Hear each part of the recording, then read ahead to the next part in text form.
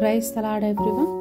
ప్రియ సహోదరి సహోదరులందరికీ మన ప్రభువైన యేసుక్రీస్తు వారి శ్రేష్టమైన నామంలో వందనములు. అందరూ బాగున్నారండి? ఈరోజు జీవాహారము ప్రకటన గ్రంథము 3వ అధ్యాయము 2వ వచనము.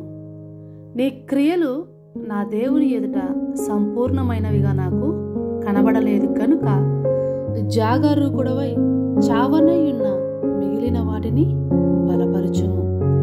Revelations chapter 3 verse 2. Be watchful and strengthen the things which remain that are ready to die, for I have not found the works perfect before God. Amen. Hallelujah.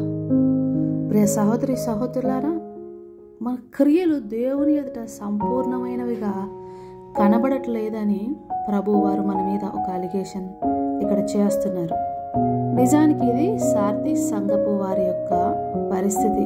అక్కడ ఉన్న వారి గురించి ప్రభు ఇస్తున్న కంప్లైంట్ సరి చేసుకోవడానికి ఆయన ఇస్తున్నటువంటి మరొక అవకాశం. ఈరోజు మనందరం కూడా ఈ యొక్క విషయాన్ని మన జీవితాలకు అప్లై చేసుకున్నట్లయితే, నీ క్రియలు దేవుని ఎదుట సంపూర్ణమైనవిగా నాకు కనబడట్లేదు అంటున్నారు. ఈ లోకంలో 3 రకాలైనటువంటి మనుషులు ఉంటారండి. అందరికీ కనబడేటట్టుగా వారేమి చేయకపోయినా అందరి ఎదుట గొప్పలు చెప్పుకుంటూ ఉంటారు.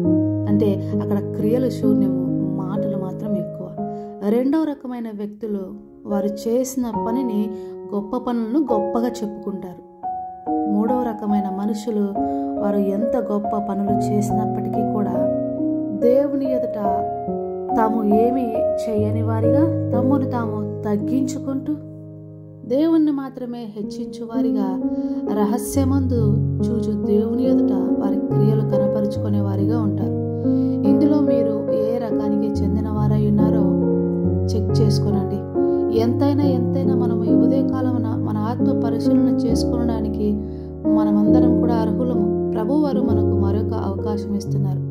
ఇది ఎలాంటిదంటే మెన్నే టెకిల్ ఫార్సిస్ అనే పరిస్థితి. ఆయన త్రాసులో తూచినప్పుడు నీ క్రియలు, నీ విశ్వాసము ఏ విధంగా ఉన్నాయన్నది మనము పరీక్షించుకోవాలి.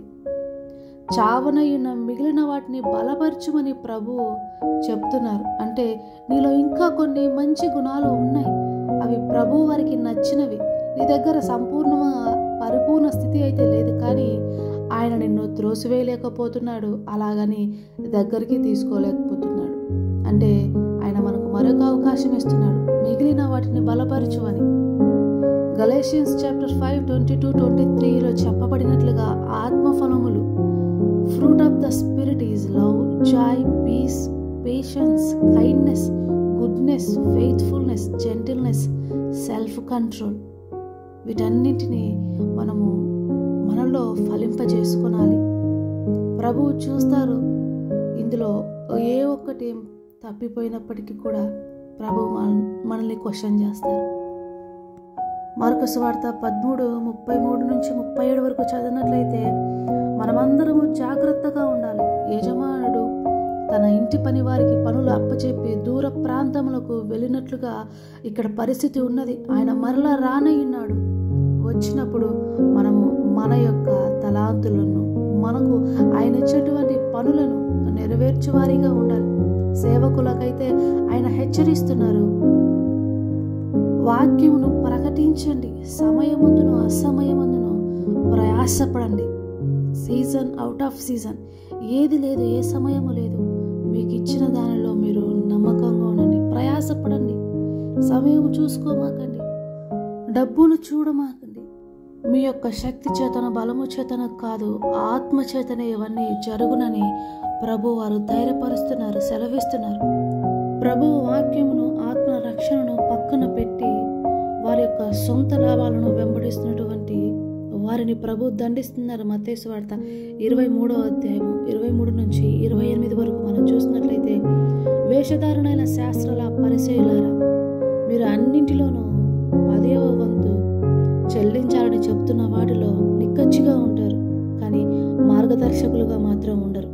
అయ్యో, మీరు పల్లెమును వెలుపల శుద్ధి చేదురు, కానీ లోపల దోపుతోనూ అజితేంద్రియ దిత్వముతోనూ నిండి ఉన్నవని అంటున్నారు ప్రభువారు. మీరు వెలుపల మనుషులకు నీతిమంతులుగా కనబడుచున్నారు, కానీ లోపల వేషధారణతోనూ అక్రమతోనూ నిండి ఉన్నారు. అయ్యో వేషధారులైన శాస్త్రులారా, పరిసయ్యులారా అని ప్రభువు ప్రతి దానిని చూస్తున్నారండి. We should accountable in front of the god everyone. ఆయనకు లెక్క అప్పచెప్పాలి. విశ్వాస జీవితంలో ఉన్నవారు ప్రతి ఒక్కరూ జాగ్రత్తగా ఉండాలి. మన క్రియలు ప్రభు ఎదుట పరిపూర్ణమైనవిగా ఉండుటకు ప్రయాసపడాలి. సొలొమోను మహారాజు అంత జ్ఞానం ఆర్జించినప్పటికీ ఏమి లాభం? వృద్ధుడైన తర్వాత అనేకమైనటువంటి అనుభవము చూసిన తర్వాత, నేర్చుకున్న తర్వాత, అన్నిటినీ పరిశీలించిన తర్వాత తమ భార్యల చేత మరలు కొల్పబడి విగ్రహారాధన చేసి పడిపోయాడు పాపంలో. దావీదు వలె అతని తండ్రి హృదయం వలె అతని హృదయం దేవుని పట్ల ఉండలేకపోయింది. మొదటి రాజుల గ్రంథం 11వ అధ్యాయం చదివినప్పుడు బాధ అనిపిస్తుంది సొలొమోను యొక్క పరిస్థితికి.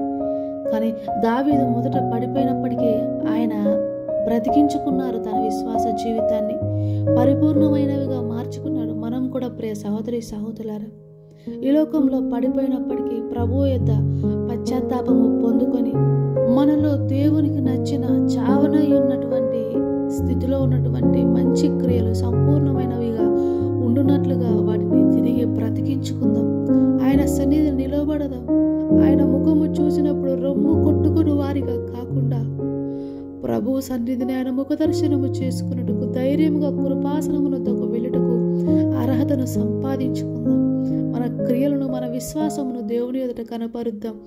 బలా నమ్మకమైన మంచి దాసురాల, ఈ కొంచెంలో నువ్వు నమ్మకముగా ఉన్నావు కనుక ఇదిగో నీ యజమాని సంతోషములో పాలు పంచుకోమని దేవాది దేవుని ఎదుట సాక్ష్యము పొందుకుందాం.